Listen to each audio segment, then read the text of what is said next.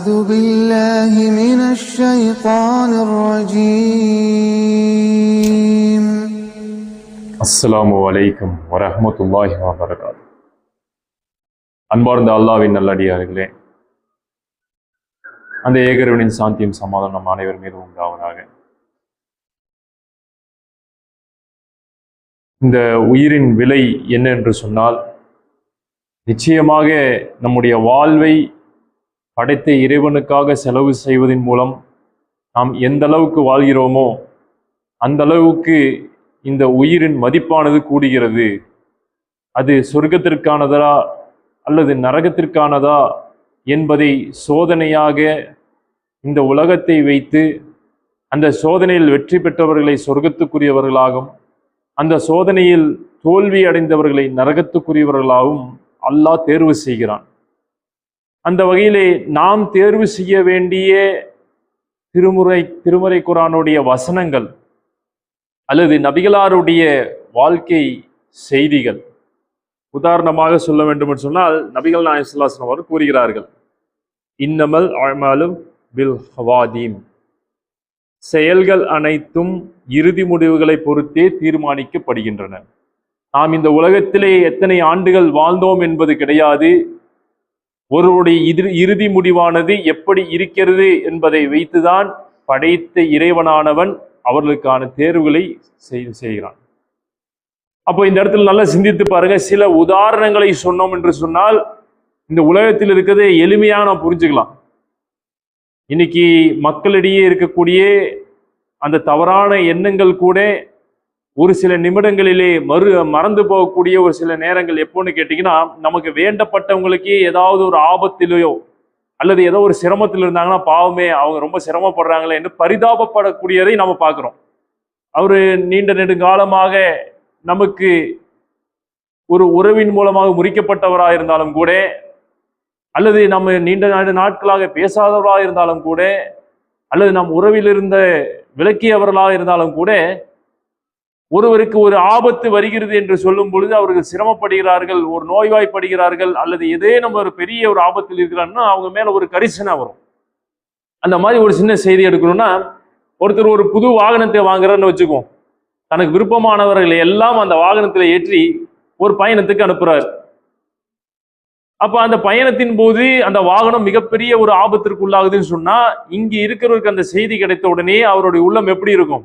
பதபதிச்சு போயிடும். அவருடைய உள்ளம் என்ன ஆயிரும்? படபடுக்கும். நம்ம அனுப்பி வச்சவங்க எல்லாரும் பத்திரமா இருக்காங்களா?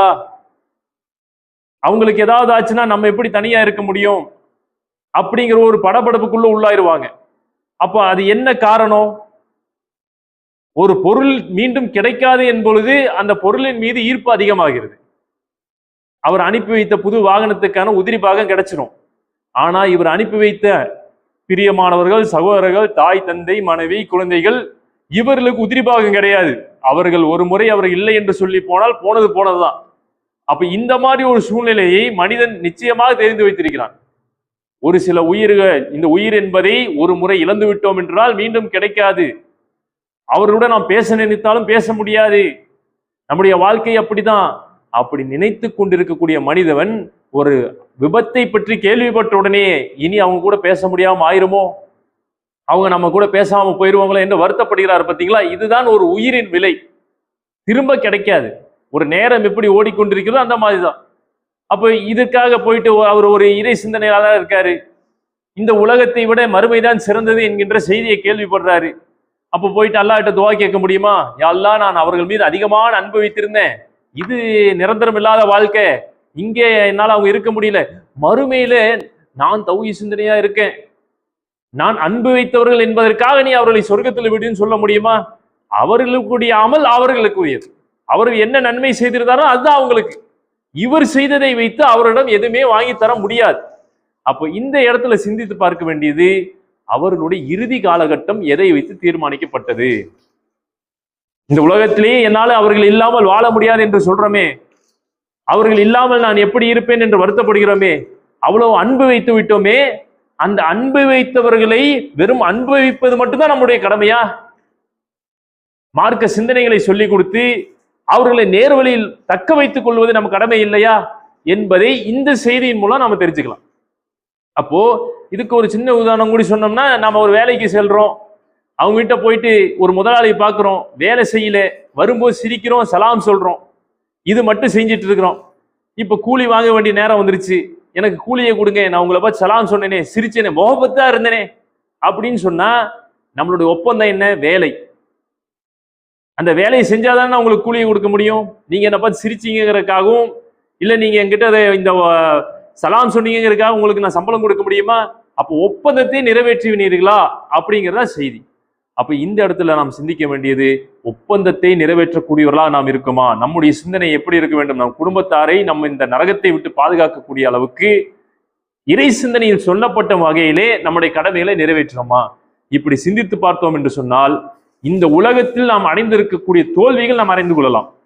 அந்த வகையிலே நமக்கு எச்சரிக்கக்கூடிய வகையில் தான் நபிகள் நாயகம் ஸல்லல்லாஹு அலைஹி வஸல்லம் சொல்றாங்க, இன்னமல் அஅமாலு பில் ஹவாதீம், செயல்கள் யாவும் இறுதி முடிவுகளை பொறுத்தே அமைகின்றன. நீங்க எத்தனை நாட்கள் எத்தனை செய்திகளை சொன்னீர்கள் செய்தீர்கள் என்பது முக்கியம் கிடையாது. உங்களுடைய மௌத்துடைய நேரம் எப்படி இருந்தது? இறை சிந்தனையுடன் நீங்க இருந்தீர்களா? நல்ல இறையச்சமுடையவர்களா இருந்தீர்களா? நல்ல சிந்தனையாளர்களா இருந்தீர்களா என்பதை நான் பார்ப்பான். அதே போல இந்த இறுதி முடிவு என்பது யாருக்கு எந்த நேரத்தில் வரும் என்று தெரியாது. ஆகவே அத்தகைய ஒரு விலை உயர்ந்த அந்த ஒரே பாதையை செல்லக்கூடிய ஒரு வழி பாதையில் நாம் தேர்வு செய்திருக்கிறோம். மீண்டும் வர முடியாத இடத்திற்கு செல்வதற்கு முன்னால் நாம் பல நன்மைகளை செய்து படைத்த இறைவனுடைய அருளை பெற்றுக்கொள்வோம்.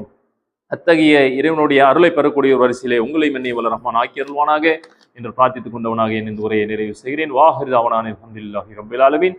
அஸ்ஸலாமு அலைக்கும் வரஹ்மத்துல்லாஹி வபரகாத்துஹு.